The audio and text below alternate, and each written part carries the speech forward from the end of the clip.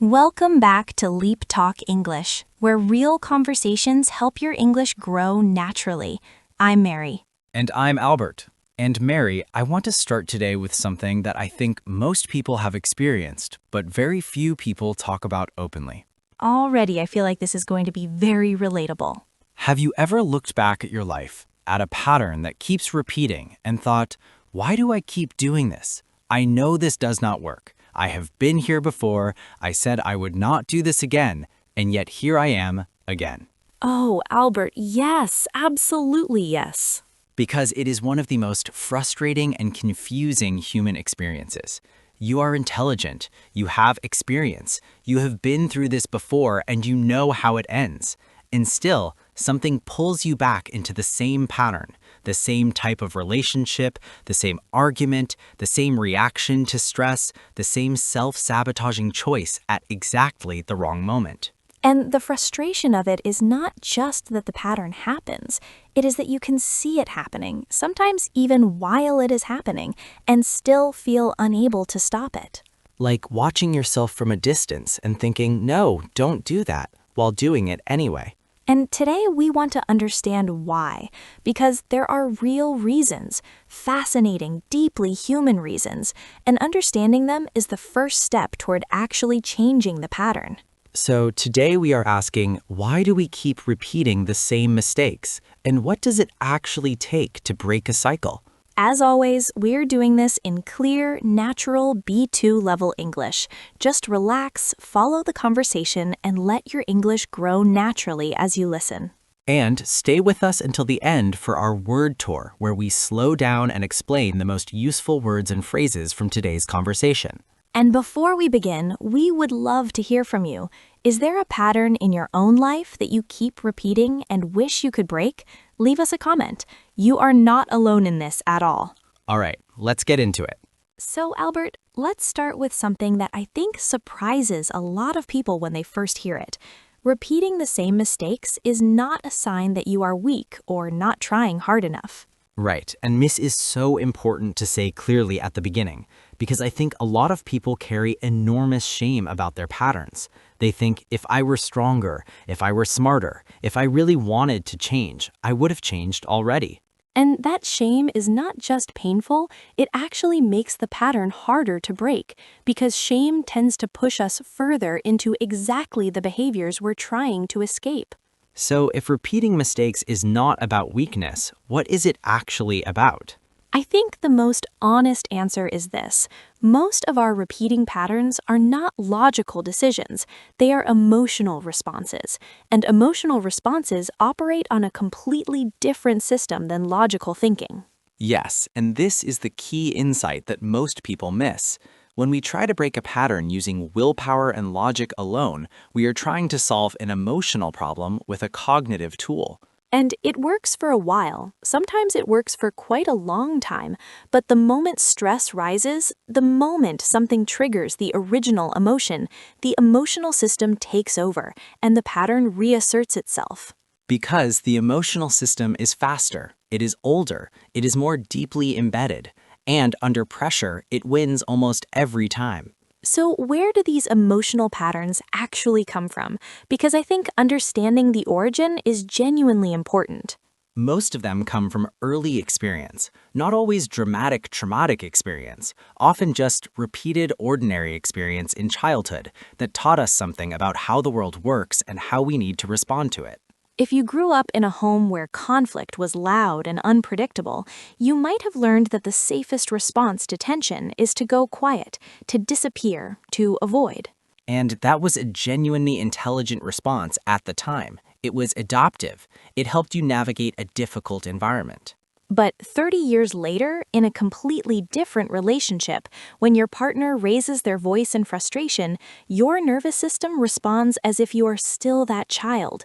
The old learning activates, and before your rational mind has even processed what is happening, you're already going quiet, already disappearing, already doing the thing you promised yourself you would not do.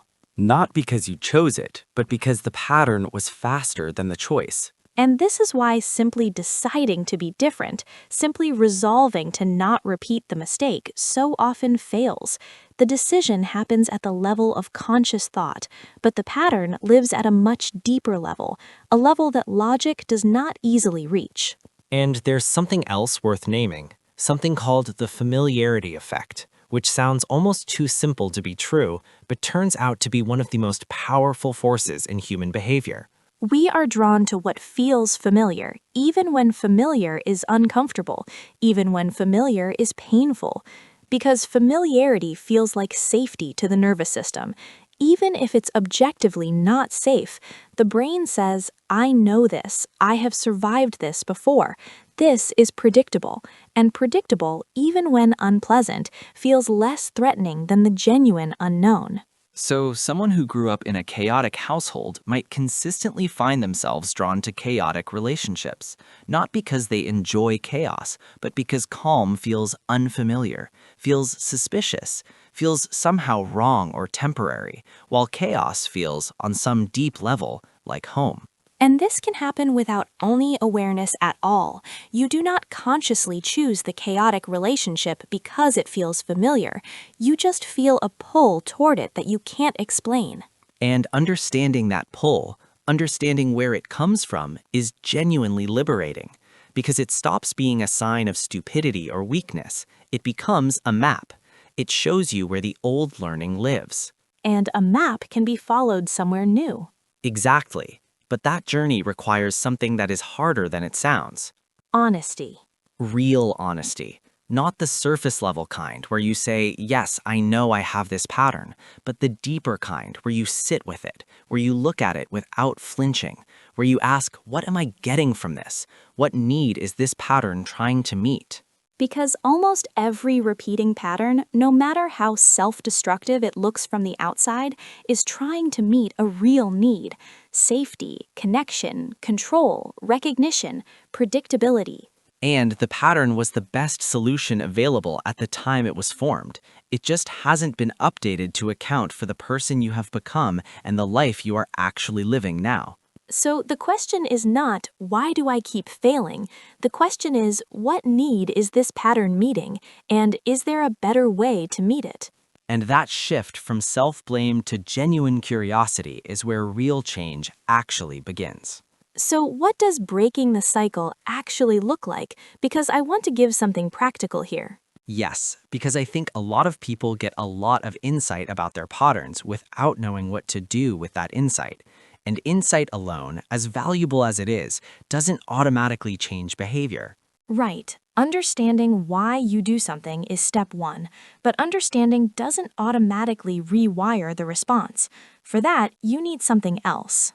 The first thing is slowing down the moment before the pattern activates, because patterns are fast. They happen before you have time to think. So the goal is to create a small gap between the trigger and the response.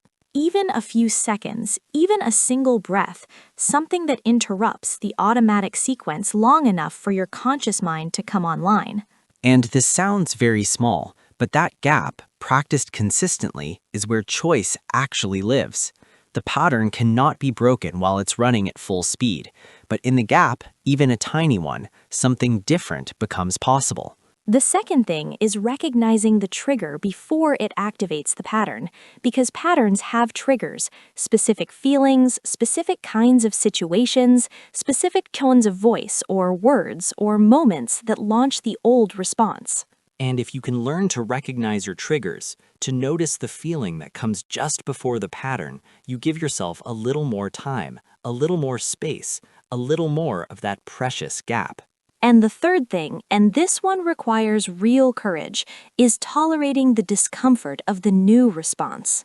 Because the new response, the one you are trying to build, will feel wrong at first. It will feel unnatural, uncomfortable, even frightening in some cases, because it's unfamiliar, and unfamiliar feels threatening to the nervous system. So the discomfort you feel when you try to respond differently, that is not evidence that you are doing something wrong. That discomfort is actually evidence that you are interrupting the old pattern, that something is genuinely changing. And every time you tolerate that discomfort and choose the new response anyway, you are building the neural pathway for something different. You are slowly making the unfamiliar familiar. Until one day, and this does happen, the new response starts to feel more natural than the old one. The pattern has shifted, not because you forced it, but because you practiced something different long enough that it became the new default.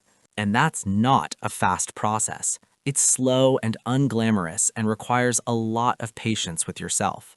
But it's real and it's possible for everyone. And perhaps the most important thing to remember through all of it is this. Every time the pattern repeats, it's not a failure, it's information. It's telling you something about what triggered it, about what need it's meeting, about what's still unresolved underneath it.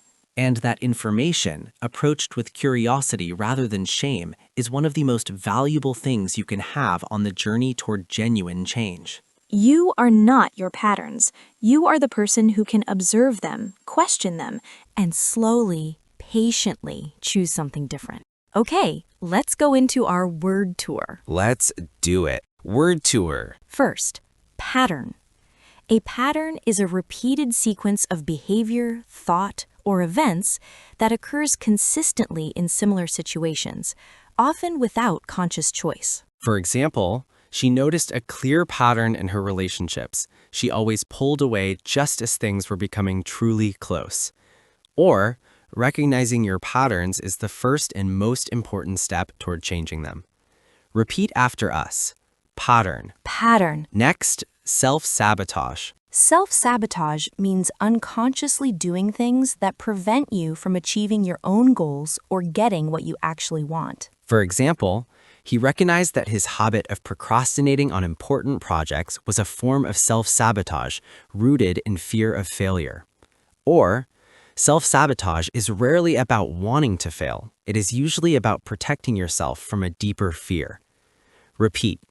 Self-sabotage. Self-sabotage. Next, adaptive. When a behavior is adaptive, it means it was useful and helpful in a particular environment or situation. It helped you survive or cope effectively at the time. For example, shutting down emotionally during conflict was adaptive when she was a child in a difficult household, but it created real problems in her adult relationships. Or, many of our least helpful patterns were once adaptive responses to difficult circumstances. Repeat. Adaptive. Adaptive. Next, trigger. A trigger is something, a situation, a feeling, a word, or an event that automatically activates a strong emotional response or a habitual pattern of behavior. For example, loud voices were a trigger for him. They immediately activated his old response of going quiet and withdrawing. Or, learning to recognize your triggers gives you precious time to choose a different response. Repeat. Trigger. Trigger. Next, rewire. To rewire something means to change the underlying connections or pathways. In psychology, it means changing deep habitual patterns of thought or behavior through consistent new practice. For example, breaking a long-standing pattern requires more than just understanding it. You have to rewire the emotional response through repeated practice of something new.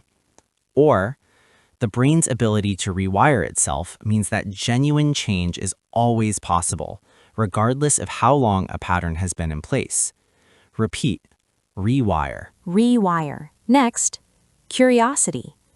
Curiosity means a genuine desire to understand something, an open and interested approach rather than a judgmental or defensive one. For example, she approached her repeating patterns with curiosity rather than shame, and found that understanding them made changing them feel much more possible. Or, bringing curiosity to your own difficult behaviors is one of the most powerful tools for genuine self-understanding. Repeat. Curiosity. Curiosity. And finally, default.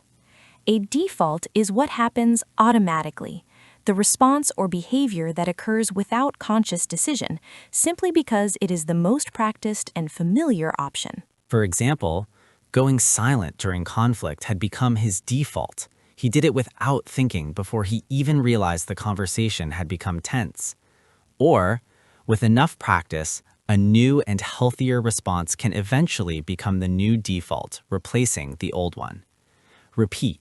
Default. Default. And those were today's word tour words and phrases. Together, they capture everything we explored today, why we repeat patterns, where they come from, and what it actually takes to start building something genuinely different. And wherever you are in this, whether you are just beginning to notice a pattern or have been working on one for years, please be patient with yourself.